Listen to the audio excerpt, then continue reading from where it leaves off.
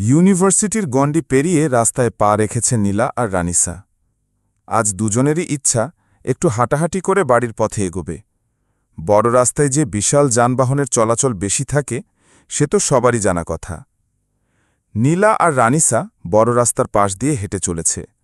দুই বান্ধবী মাঝ রাস্তাতে ও গল্পে মেতেছে। রানিসার মুখ থেকে হাসি যেন সরছেই না। তবে নীলা তো অন্য ধাঁচের মেয়ে। সে দুঃখ, কষ্ট, আনন্দ, আতঙ্ক বা ভয়ঙ্কর পরিস্থিতিতে সবসময় একই রকম থাকে, যাকে বলে একদম স্বাভাবিক। এই মুহূর্তেও সে একই ভঙ্গিতে আছে, তবে প্রচণ্ড বকবক করছে।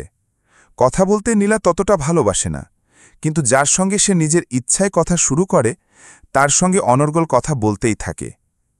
গল্পের ঘরে কখন যে তারা রাস্তার পাশ ছেড়ে মাঝ বরাবর চলে এসেছে তা নীলার খেয়ালেই নেই। হঠাৎ করেই একটা কালো রঙের গাড়ির ঝড়ের বেগে ধেয়ে এসে পড়ল নীলার দিকে। আর নীলা!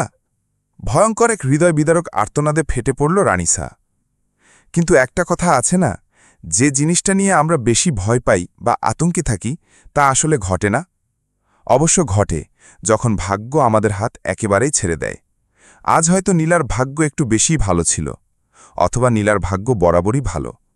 তাই তো ঘূর্ণিঝড়ের বেগে ধেয়ে আসা কালো গাড়িটা নীলার থেকে মাত্র 1 হাত দূরত্বে এসে দাঁড়িয়ে পড়েছে।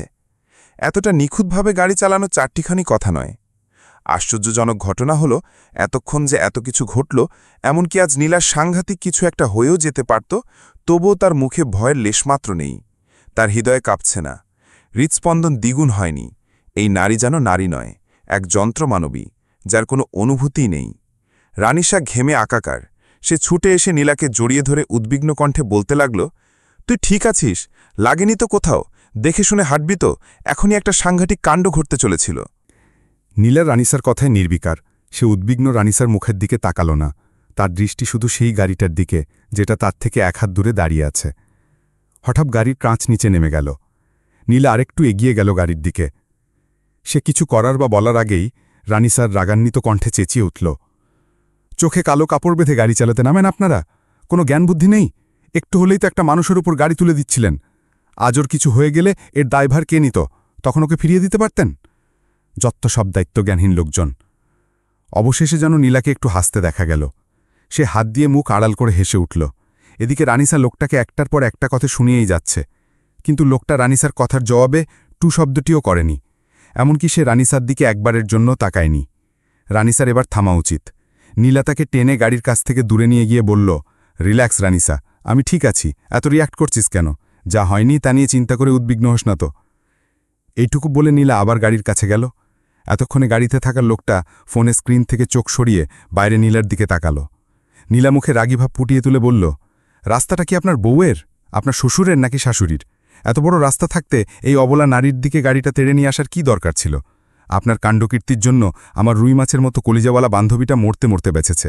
আমার চিন্তায় তোর আর একটু হলেই হার্ট অ্যাটাক করছিল। গাড়ির মালিক নীলার কথা শুনে মৃদু হাসল। নীলা চোখ রাঙিয়ে তাকাতেই সেই হাসি মিলিয়ে গেল। লোকটা অনুতপ্ত না হলেও মুচকি হেসে নরম কণ্ঠে বলল, সরি ম্যাম, আপনি মরবেন না জানতাম বলে এভাবে গাড়ি চালাচ্ছিলাম। কই মাছের প্রাণ এত সহজে যায় না জানি। নীলা ভ্রু বাঁকিয়ে লোকটার দিকে তাকাল। এদিকে রানিসা আবার ছুটে এসে লোকটার মুখে এমন কথা শুনে প্রচণ্ড ক্রুদ্ধ হল এবং কটমট কণ্ঠে বলল, সাহস তো কম না, আমার ফ্রেন্ডের মরা বাচ্চা নিয়ে কথা বলছেন? এই লোক, বেরোন গাড়ি থেকে। আজ আপনাকে চাঁদের দেশে না পাঠালে আমার নামও রানিসা না। লোকটা রানিসার দিকে তাকালো না। কথাগুলো শুনেছে কিনা তা নিয়েও সন্দেহ আছে। নীলা বিরক্ত হয়ে রানিসার দিকে তাকিয়ে বলল, একটু দূরে গিয়ে দাঁড়া, আমি ওনার সাথে কথা বলছি তো। মাঝ রাস্তায় সিন ক্রিয়েট করিস না। রানিসা আর চোখে লোকটাকে একবার তীক্ষ্ণ চোখে দেখে বাধ্য মেয়ের মতো দূরে গিয়ে দাঁড়াল। সে যেতেই নীলা বাঁকা হেসে বলল, মুড ভালো, দিন ভালো, চাইও লোকের ভালো, তাই আজ ঝগড়া করতে ইচ্ছে করছে না। আমাকে দেখা হয়ে গেলে আপনি যেতে পারেন মহাশয়। দূরের পথে যাবেন বলেই মনে হচ্ছে। আপনার যাত্রা শুভ হোক, best of luck, now bye. Ranisa দূর থেকে নীলাকে এভাবে হাসতে দেখে অবাক হল। লোকটা রানিসাকে আরও অবাক করে দিয়ে নীলার দিকে নিজের 1 হাত বাড়িয়ে দিল। রানিসার চোখ জোড়া বিস্ময়ে বড় হয়ে গেল।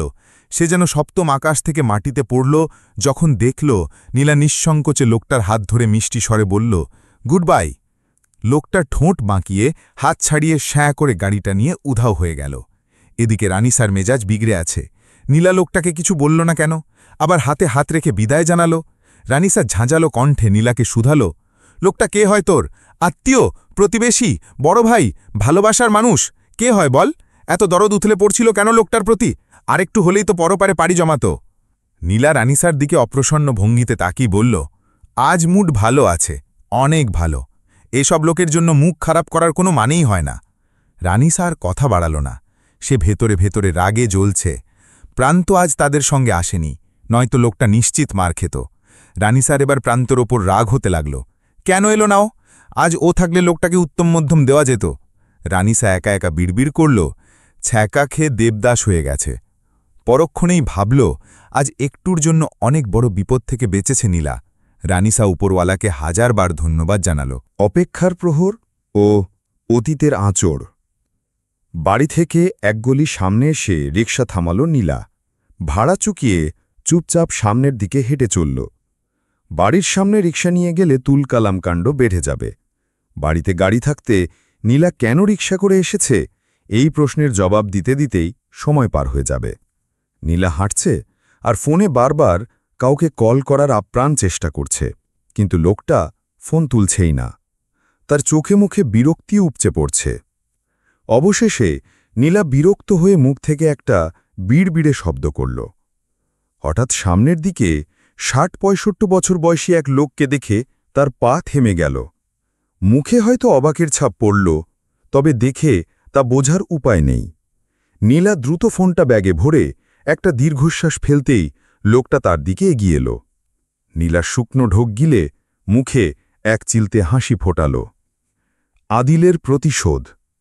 বন্ধ ঘরে হকিস্টিক হাতে দাঁড়িয়ে আছে আদিল। জিম করা পেশিবহুল দেহটা রাগে টকবক করছে। তার সামনে একটা রক্তাক্ত নিথর দেহ পড়ে আছে। না, মরেনি, এখনো দিব্যি শ্বাস চলছে। আদিলের কপাল গুড়িয়ে ঘাম ঝরছে। সাদা শার্টটা ঘামে ভিজে শরীরের সঙ্গে লেপ্টে আছে। দীর্ঘ ১ ঘণ্টা ধরে ছেলেটাকে সে ইচ্ছেমতো এলোপাথারি পিটিয়েছে। ছেলেটা ব্যথায় কাতর হয়ে জ্ঞান হারাতেই সে এই ভয়ঙ্কর আঘাতে ইতি টেনেছে। ক্রমাগত শ্বাস ফেলে অন্ধকার ঘরটায় সে এক গা ছমছমে পরিবেশ তৈরি করেছে। আদিল হাতের উল্টো পিঠ দিয়ে কপালের ঘাম মুছল। তারপর চোখ বন্ধ করে মনে করতে লাগল ছেলেটা কি অপরাধের শাস্তি পেল। ২ দিন আগের ঘটনা। নীলা একা ক্যান্টিনে বসে কোল্ড ড্রিঙ্কস খাচ্ছিল। হঠাৎ সেখানে অপূর্ব নামের একটি ছেলের আগমন হয়। ছেলেটা নীলার দিকে তাকিয়ে এক গাল হেসে বলে, কুনিয়ার। নীলা উত্তর দেয় না, এমনকি ছেলেটার দিকে তাকানোরও প্রয়োজন বোধ করে না। ছেলেটা নীলার ব্যবহারে একটু অবাক হওয়ার সঙ্গে অপমানিত বোধ করে। সে নীলার পাশে একটা চেয়ার টেনে বসতেই নীলা এক ঝটকায় দাঁড়িয়ে যায়। ধারালো রক্তিম দৃষ্টি নিক্ষেপ করে অপূর্বর দিকে। অপূর্ব ভ্রু বাঁকিয়ে বলে, কিছু জিজ্ঞেস করছিলাম, উঠে গেলে কেন? নীলা এবারও ছেলেটার কথায় পাত্তা না দিয়ে অন্যদিকে যেতে লাগে। ঠিক তখনই অপূর্ব নীলার হাত ধরে তাকে আটকে ফেলে। নীলার রাগের মাত্রা যেন সপ্তম আকাশে পৌঁছাল। সে চোয়াল শক্ত করে অন্য হাতটা দিয়ে অপূর্বের গালে ঠাস করে এক চড় বসিয়ে দেয়। অপূর্ব ছিটকে গিয়ে মাটিতে পড়ে গেল। নীলা আর এক মুহূর্ত না দাঁড়িয়ে গটগট পায়ে চলে এলো। ছেলে মানুষে তার অ্যালার্জি। রায়ান চৌধুরী ভর্তির দিনই প্রিন্সিপালকে আলাদা মাগে জানিয়ে দিয়েছিলেন তার মেয়ের আশেপাশে যেন কোনো ছেলে না ঘেঁষে। যদি এমন হয় তবে সে এই ইউনিভার্সিটির অস্তিত্বও রাখবে না। প্রভাবশালী রায়ান চৌধুরীর এমন কথায় প্রিন্সিপাল তাকে আশ্বস্ত করতে বাধ্য হয়েছিলেন। আজ নীলা ৩য় বর্ষের ছাত্রী। এখনও প্রিন্সিপাল নিজে নীলাকে চোখে চোখে রাখেন। ভার্সিটির ছেলেদের সাথে কথা বলা তো দূর, একসঙ্গে হেঁটে যেতেও তার শরীরে কাটার মতো বেঁধে। তবে আদিলকে সে প্রথম থেকেই পছন্দ করে। আদিল ব্যতীত অন্য কোনো ছেলে তাকে স্পর্শ করেছে, এটাতেই তার সমস্ত রাগ আর ক্রোধ। পুরো ভার্সিটি খুঁজতে খুঁজতে ২য় বর্ষের ভবনে আদিলের দেখা পায় নীলা। সে এক ছুটে আদিলের কাছে গিয়ে হিংস্র বাঘের মতো গজগজ করতে করতে বলে, ইচ্ছেকৃতভাবে আমার অনুমতি ছাড়া আমার হাত ধরার সাহস এই ভার্সিটির ছেলেরা পায় কিভাবে? আদিল ফোনে কারোর সাথে কথা বলায় ব্যস্ত ছিল। নীলার কর্কশ কণ্ঠ শুনে তার চোয়াল শক্ত হয়ে যায়। সে হাত মুষ্টিবদ্ধ করে শক্ত কণ্ঠে বলে, কার এমন ভয়ঙ্কর সাহস হলো? নীলা চোখ বন্ধ করে কাঠখোট্টা গলায় বলে, অপূর্ব শেখ, ২য় বর্ষের ইংরেজ বিভাগের ছাত্র, বর্তমান। আদিল চোখ খুলে রক্তাক্ত অবস্থায় মেঝেতে পড়ে থাকা অপূর্বের নিথর দেহটার দিকে তাকাল। রাগে তার চোখ দুটো লাল হয়ে উঠল। সে হাতে থাকা হকি স্টিকটা অপূর্বের দিকে ছুঁড়ে মেরে ফিসফিস করে বলতে লাগল, আমার চন্দ্রার গায়ে পরপুরুষের ছোঁয়া তো দূর, পরপুরুষের সামান্য নজরও আমি বরদাস্ত করব না। ফোন আলাপ ও পারিবারিক আড্ডা। ক্রমাগত আদিলের ফোন বেজেই যাচ্ছে। ধুলোবালি জমা টেবিলের ওপর থেকে ফোনটা তুলে কানে ধরল সে। সরি সরি সরি, তখন কল তুলতে পারেনি। তারপর আমি কল করলাম, তুমি তুললে না কেন? নীলা মুখের পানিটুকু কোনোমতে গিলে গ্লাসটা পাশে রাখল। রাস্তায় সে আদিলকে বহুবার কল করেছিল, কিন্তু ব্যস্ততার কারণে সে তুলতে পারেনি। পরে আদিল কল করলে নীলাও ব্যস্ত ছিল। সে ফোনটা কানে ভালোভাবে চেপে ধরে বলল, আমি বিজি ছিলাম। আদিল তপ্ত কণ্ঠে শুধালো, বাসায় পৌঁছেছেন? নীলা ছোট্ট করে বলল, অনেকক্ষণ আগে। নীলার জবাবের পর আদিল কিছুক্ষণ চুপ থেকে হঠাৎই বাই বলে কল কেটে দিল। নীলা কান থেকে ফোনটা সরাল। আদিলের এমন আকস্মিক কল কাটার কারণটা খানিকটা আঁচ করতে পেরে ফোনের দিকে তাকিয়ে বাঁকা হেসে বলল, আপনি ভদ্রলোক আদিল, প্রচণ্ড ভদ্র। নয়তো আমার হাত ধরার অপরাধে ছেলেটাকে এভাবে মারতে পারেন না। আপনার উচিত ছিল ছেলেটাকে পরপারে পাঠিয়ে দেওয়া। এইটুকু বলেই আফসোসের চুকচুক শব্দ করল নীলা। মাত্র খাবার খেতে টেবিলে বসেছে নীলা। খাবার টেবিলে তার পরিবারের সকলেই উপস্থিত। রায়ন চৌধুরী আজ অফিসে যাননি, রাফিও বাড়িতেই। সে নিজের কোম্পানি গড়ার কাজে ব্যস্ত। মাস্টার্সের পর আদিল আর রাফি দুজনেই বিজনেসের পরিকল্পনা করছিল। ঠিক সেই সময় নীলার বর্তমান ইউনিভার্সিটির প্রফেসর মতিউর আলম আদিলকে জানান, ইউনিভার্সিটিতে শিক্ষকের সংকট। আদিল যেন সেখানে শিক্ষকতা করে। সাবেক প্রিন্সিপালের অনুরোধে আদিল রাজি হয়ে যায়। এখন ইউনিভার্সিটিতে শিক্ষকের অভাব না থাকলেও আদিল কেন চাকরি ছাড়ছে না তা এক রহস্য। নীলা খাবারের প্লেটে মনোযোগী। হঠাৎ সাজেদা বেগম কোনো দিকবিদিক না দেখে নীলার উদ্দেশ্যে তপ্তস্বরে বলে উঠলেন, তন্ময়ের সাথে দেখা হয়েছে তোমার? নীলা খাবার রেখে চকিত সাজেদা চৌধুরীর দিকে তাকাল। রায়ন চৌধুরী, সাবিনা চৌধুরী আর রাফসান সাহেবের দৃষ্টিও সেদিকে। রাফি নীলবে খাচ্ছে। নীলার স্মৃতিতে ভেসে উঠল, রিকশা থেকে নেমে সে যখন হেঁটে আসছিল তখন তার নজরে পড়ল ৬০-৬৫ বছর বয়সী এক ভদ্রলোক। নীলা ঝটপট ফোন ব্যাগে পুরে নিতেই লোকটা এগিয়ে এসে নরম গলায় প্রশ্ন করল, কেমন আছো মা? লোকটা রায়ন চৌধুরীর বড় ভাই, সম্পর্কে নীলার চাচা, কিন্তু পারিবারিক কোনো কারণে তিনি রায়ন চৌধুরীর বাড়ির চৌকাট পেরোন না। তন্ময় চৌধুরী মাঝে মধ্যে নীলাকে এক ঝলক দেখার আশায় তাদের বাড়ির সামনে এসে দাঁড়িয়ে থাকেন। নীলা সবসময় তার সঙ্গে ভালো ব্যবহার করে এসেছে, আজও তার ব্যতিক্রম হল না। সে হালকা হেসে বলল, জি ভালো আছি, আপনি কেমন আছেন? তন্ময় চৌধুরী মলিন মুখে বললেন, কোনোমতে বেঁচে আছি। নীলার মুখের হাসি মিলিয়ে গেল। সে চোখ নিচু করল। তন্ময় চৌধুরী নীলার মাথায় হাত রেখে বললেন, 2 ঘণ্টা ধরে তোমাদের বাড়ির সামনে দাঁড়িয়েছিলাম, ফিরে যাচ্ছিলাম, হঠাৎ দেখা হয়ে ভালো লাগছে। কিন্তু তুমি এখানে কি করছো? রিকশায় কোথায় গিয়েছিলে? রায়ন কি গাড়ি ব্যবহার করতে নিষেধ করেছে? আমি আজই তোমার জন্য একটা গাড়ি দেব। নীলা মৃদু হেসে বলল, না বাবাই, বাবা নিষেধ করবে কেন? আমি ইচ্ছে করেই গাড়িতে যাইনি। আমার অস্বস্তি হয়, আমার কোনো গাড়ির প্রয়োজন নেই। তন্ময় চৌধুরী আশ্বস্ত হলেন। তিনি আরও কিছুক্ষণ নীলার সঙ্গে কুশল বিনিময় করে তার কপালে গাঢ় চুম্বন এঁকে বিদায় নিলেন।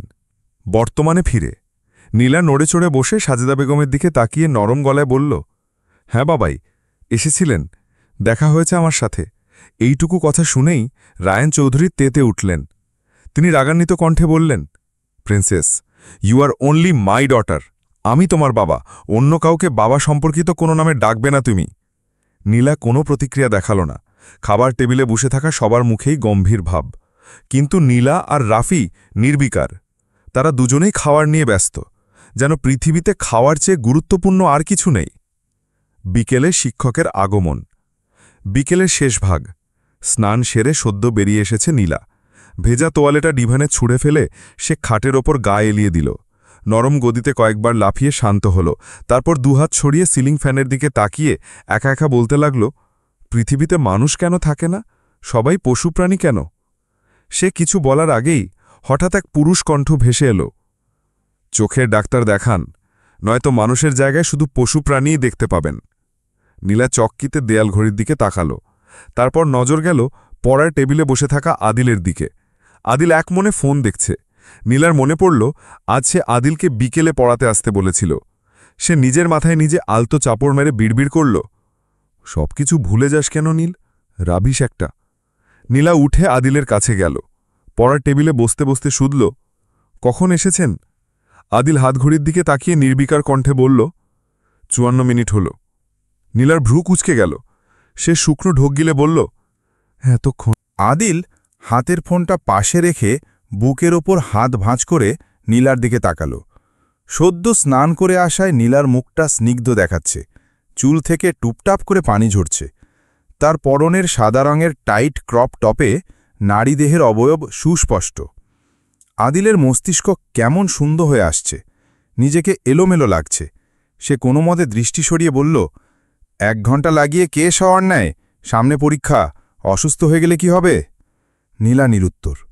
আদিল একটা বই তার দিকে এগিয়ে দিয়ে বলল, কাল যা পড়িয়েছি ঝটপট লিখে দাও। নীলা অসহায় দৃষ্টিতে আদিলের দিকে তাকিয়ে কণ্ঠ খাদে নামিয়ে বলল, পড়ালেখার ইতি কবে টানব আমি?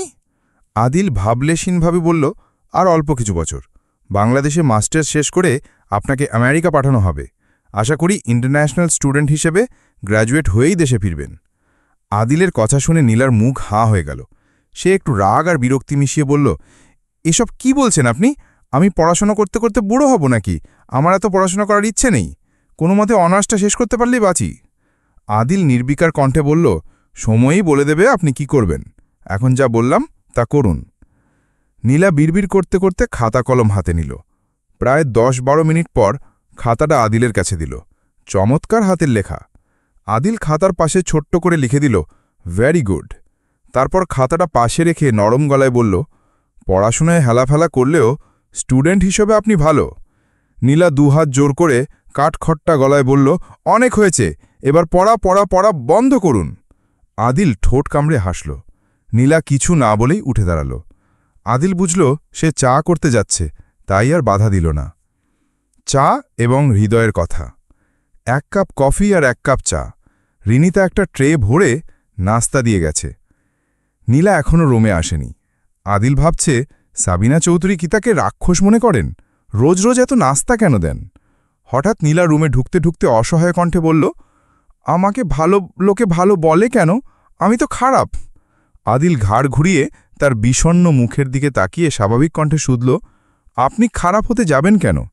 নীলা বিরক্ত হয়ে বলল, আমি খারাপই ঠিক আছি, কেউ আমাকে ভালো বললে আমার গায়ে ফোঁসকা পড়ে যায়। আদিল তার কথায় না হেসে পারল না। নীলা হঠাৎ টেবিলের ওপর নজর যেতেই গরম চোখে আদিলের দিকে তাকিয়ে বলল, কিছু খাননি কেন? আদিল হতাশ গলায় বলল, এত খাবার কি আমি খেতে পারি? আন্টিকে এসব দিতে মানা করে দেবেন। নীলা গালে হাত দিয়ে বলল, আমি এত কষ্ট করে চা বানিয়ে পাঠালাম, সেটাও তো খেলেন না। চা হয়তো শরবত হয়ে গেছে, আমি কাল থেকে চা বানানোই বন্ধ করে দেব। আদিল জিভ দিয়ে ঠোঁট ভিজিয়ে নিচু কণ্ঠে বলল, সরি ম্যাম, আসলে আমি আপনার জন্য অপেক্ষা করছিলাম। তাছাড়া আপনি চা বানানো বন্ধ করে দিলে আমার দিনকাল ভালো যাবে না। একটা গুরুত্বপূর্ণ টোটকার অভাবে আমি তো দুমড়ে মুচড়ে শেষ হয়ে যাব। নীলা হেসে উঠল। তার হাসির খিলখিল শব্দ দেয়ালে দেয়ালে বাড়ি খেয়ে আদিলের কানে বাজছে। আদিল মুগ্ধ চোখে তার দিকে তাকিয়ে রইল। হঠাৎ নীলা আদিলের চুলের ভাঁজে হাত গলিয়ে দিল। আদিলের অস্থির অস্থির লাগছে, সবকিছু ঘোলাটে হয়ে আসছে। নীলা চুলগুলো ঠিক করতে করতে আদুরে গলায় বলল, স্যার, একটা কথা বলি? আদিল মলিন হেসে বলল, হাজারটা বলুন। এই যে আমি আপনাকে মাঝে মাঝে আপনার নাম ধরে ডাকি, আপনি রাগ করেন না? মানে আপনি তো আমার চেয়ে 8 বছরের বড়, তাই জিজ্ঞেস করলাম। আদিল ভাবলেশীনভাবে বলল, তোমার কোনো কিছুতেই আমার রাগ লাগে না চন্দ্রা, বরং সব কিছুই ভালো লাগে। আদিলের মুখে তুমি সম্বোধন শুনে নীলার হৃৎপিণ্ডটা এক মুহূর্তের জন্য থমকে গেল। তার চিত্তে যেন বসন্তের হাওয়া উঁকি দিল। সে মাথা নুইয়ে মৃদু হেসে আহ্লাদী কণ্ঠে বলল, স্যার, শিক্ষকতা ছেড়ে দিন না আপনি, আমার এসব ভালো লাগছে না। বিশ্বাস করুন, অসহ্য লাগে যখন। নীলা থেমে গেল। সে মনে মনে আওড়াল, আমার ভালো লাগে না যখন মেয়েরা আপনার দিকে ড্যাব ড্যাব করে তাকিয়ে থাকে। তাছাড়া আমি যা চাই তার মাঝে সবচেয়ে বড় দেয়াল আপনার এই শিক্ষকতার চাকরি। নীলার না বলা কথাগুলো যেন আদিল বুঝতে পারল। সে বলল, আর একটা বছর শুধু, আপনার ইউনিভার্সিটির জীবন শেষ হোক, আপনিও বেরিয়ে যাবেন, আমিও এসব ছেড়ে ছুড়ে চলে আসব, প্রমিস। নীলা শান্ত হতে পারল না, তার মুখের হাসি মিলিয়ে গেছে। সে চায় কোনো এক আশ্চর্য ঘটুক যাতে আদিল এসব ছেড়ে দেয়।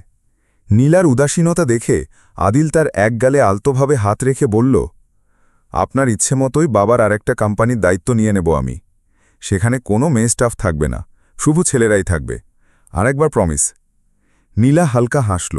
আদিল মুচকি হেসে বলল, হাসলে আপনাকে কত সুন্দর লাগে জানেন, অথচ আপনি সবসময় মুখটা গম্ভীর করে রাখেন। বেশি কুল সাজেন, তাই না? নীলা মৃদু হেসে বলল, কিছুটা আপনার মতো হওয়ার চেষ্টা করি। দুজনেই হাসল। হঠাৎ নীলার মুখ আবার গম্ভীর হয়ে গেল। সে ভারী কণ্ঠে বলল, ইস, আমার চা সত্যি সত্যি শরবত হয়ে গেল। সকালের খবর ও পারিবারিক উদ্বেগ। শুক্রবারের সকাল, ছুটির দিন। সকাল সকাল টেলিভিশনের পর্দায় নিউজ চ্যানেলের দিকে সবারই নজর। রায়ান চৌধুরী, রাফসান চৌধুরী আর নীলা একসঙ্গে বসে খবর দেখছেন। নিউজে দেখাচ্ছে নীলাদের ইউনিভার্সিটির শ্রদ্ধা নামের একটি মেয়ে গত 4 দিন ধরে নিখোঁজ ছিল। আজ সকালে তার মরদেহ ইউনিভার্সিটির প্রধান গেটের সামনে থেকে উদ্ধার করা হয়েছে। এই খবর দেখে রাফসান চৌধুরীর শরীর দিয়ে ঘাম ঝরতে লাগল। নীলার জন্য তার প্রচণ্ড দুশ্চিন্তা হয়। রায়ান চৌধুরী খবরের চ্যানেল থেকে চোখ সরিয়ে নীলার দিকে তাকালেন। নীলা এক মনে টিভির স্ক্রিনে তাকিয়ে আছে। মেয়েটির হাস্যোজ্জ্বল মুখের দিকে তাকিয়ে তার বুক চিরে দীর্ঘশ্বাস বেরিয়ে এলো। রায়ান চৌধুরী শক্ত গলায় বললেন, ইউনিভার্সিটিটা কি একদম শেষ হয়ে গেল নাকি? কি হচ্ছে এসব? 2 দিন পরপর ছেলেমেয়েদের মৃতদেহ উদ্ধার করা হচ্ছে। এত সিসিটিভি ক্যামেরা থাকতেও কিছু ধরা পড়ে না। পুলিশ কি করছে? রাফসান সাহেব শান্ত কণ্ঠে বললেন, তুমি গাড়ি নিয়ে যেতে চাও না দিদিভাই, রাফিকেও সাথে নিতে চাও না, একটু ভয় করো, শহরটা ভালো নেই। নীলা নিশ্চুপ। রায়ান চৌধুরী মেয়ের দিকে তাকিয়ে গর্ববোধ করলেন। নীলা খুব সাহসী আর সূক্ষ্ম বুদ্ধিমত্তার অধিকারী। জীবনে চলার পথে সাহস আর রাগ দুটোই খুব প্রয়োজন। তিনি মনে মনে বললেন, একদম তন্ময় চৌধুরীর প্রতিচ্ছবি তুমি। রিনা 3 জনের জন্য নাস্তা নিয়ে এসে রায়ান চৌধুরীকে বলল, ভাইজান, আমি কয়েকদিনের জন্য গ্রামে যেতে চাই। রায়ান চৌধুরী কিছু বলার আগেই নীলা বলল, যেতে চাইলে যেতে পারো, তবে 4 দিনের বেশি থাকা যাবে না, জানোই তো মা তোমাকে ছাড়া অচল। নীলার কথায় রিনা সন্তুষ্ট হতে পারল না। সে রান্নাঘরে গিয়ে সাবিনা চৌধুরীর কাছে নালিশ করল। সাবিনা চৌধুরী শান্তভাবে বললেন, যা বলার তা তো রাফির বাবা বলেই দিয়েছে। খাবার খাওয়ার এক পর্যায়ে নীলার ফোন বেজে উঠল। ওপাশ থেকে রানিশা অস্থির কণ্ঠে বলল, 2য় বর্ষর শ্রদ্ধা মারা গেছে, খবর দেখেছিস? নীলা তপ্ত কণ্ঠে বলল, আমাকে বলছিস কেন? আমি কি করব? র্যাগিং, মারামারি, খুনোখুনিতে শেষ হয়ে যাচ্ছে ইউনিভার্সিটিটা। আমিও দেখব ওরা কত দূর শেষ করতে পারে। নীলার শেষের কথাগুলো শুনে রায়ঙ্কর চৌধুরী হাসলেন। তার মেয়েটা সত্যিই বড় হয়ে গেছে। রানিশা ফোনের ওপাশ থেকে বলল, বাবা মা আমাকে ইউনিভার্সিটিতে যেতে নিষেধ করছে, পরীক্ষার সময়টাতেই এসব ঝামেলা হতে হলো। নীলা কঠিন কণ্ঠে বলল, আশ্চর্য তো, এসবের জন্য তুই ঘরে বসে থাকবি নাকি? কই, আমার বাবা মা তো কখনো আমাকে কোনো কিছুতে বাধা দেয়নি। পরশু তাড়াতাড়ি চলে আসিস, রাখছি। ফোন কেটে সে রায়ন চৌধুরীর দিকে তাকিয়ে বলল, তুমি কি কিছু করবে? রায়ন চৌধুরী না সূচক মাথা নেড়ে বললেন, ভার্সিটি থেকে কোনো লিগ্যাল নোটিশ না পেলে আমরা কোনো অ্যাকশন নিতে পারছি না, এসব পুলিশের কাজ। নীলাও আর কথা বাড়াল না। নিজের ছন্দ নিজেকেই সাজাতে হয়, তা তার জানা আছে। আদিলের বাড়ির সকাল। সকাল 10টা। ডাইনিং টেবলে বসে খাচ্ছে শেখ পরিবারের 3 জন, জায়েদ সাহেব, তাহসিনা বেগম আর আদিল। কথায় কথায় জায়েদ সাহেব বললেন, ইউনিভার্সিটিটা তো এমন ছিল না আদিল? আদিল মলিন কণ্ঠে বলল, কি বলবো বাবা, ভোরে গিয়ে মেয়েটার লাশটা দেখলাম, গা শিউড়ে উঠেছিল। শ্রদ্ধার মা নেই, বাবা ছাড়া আর কেউ নেই, লোকটা পাগল হয়ে যাবে। ছেলের কথায় দুঃখ প্রকাশ করে জায়েদ সাহেব হঠাৎ উদ্বিগ্ন হয়ে বললেন, রাফির বোনও তো ওই ইউনিভার্সিটিতে পড়ে, তাই না? এই কথায় আদিলের মাথায় যেন বজ্রপাত ঘটল। খাবার গলায় আটকে গেল। জায়েদ সাহেব ফের বললেন, রাফির বোন মানে তো তোমারও বোন, একটু দেখে শুনে রাখার চেষ্টা করো। বাবার কথায় আদিলের বড়সড় একটা বিষম লাগল। রাফির বোন আদিলের বোন হতে যাবে কোন দুঃখে? আদিল পানি খেতে খেতে বিড়বিড় করল, কি ভয়ঙ্কর কথা রে বাবা, পেট পিট সব ভরে গেছে, মনে হয় না দুদিনে আর কিছু খাবার প্রয়োজন আছে। তাহসিনা বেগম এবার রাশভারী কঙ্কে বললেন, আমি বলেছিলাম এসব চাকরি করার দরকার নেই। জায়েদ সাহেব ঠাট্টার ছলে বললেন, ছেলেকে এখন বিয়ে দেব না, তোমার যেহেতু সমস্যা হচ্ছে তাহলে বরং আমি একটা বিয়ে করি। আদিল ঠোঁট চেপে হেসে বলল, এটাই ভালো হবে বাবা, এমনিতেও আমার বউ কোনো কাজ করবে না, শুধু সকাল বিকাল রাত আমাকে চা বানিয়ে খাওয়াবে আর পড়াশোনা করবে। তাহসিনা বেগম দাঁতে দাঁত চেপে বললেন, আমি আমার পছন্দের মেয়েকেই ছেলের বউ বানাবো। আদিল মেকি কণ্ঠে বলল, সে তুমি যাই বলো না কেন মা, আমার পছন্দের মেয়েকে যে তোমার ভালো লাগবেই সে ব্যাপারে আমি পুরোপুরি আত্মবিশ্বাসী, তাছাড়া বিয়ের এখনও অনেক দেরি। তাহসিনা বেগম বাঁকা হেসে বললেন, 1 বছরের মধ্যে তোমার বিয়ে দেব আমি, চ্যালেঞ্জ। আদিলও হেসে বলল, চ্যালেঞ্জ অ্যাকসেপ্টেড। আসসালামু আলাইকুম, আমাদের এই পর্বটি এখানেই শেষ হল। এর পরের পর্বটি পেতে আমাদের চ্যানেলের দিকে চোখ রাখুন। ধন্যবাদ, সবাই সুস্থ থাকবেন।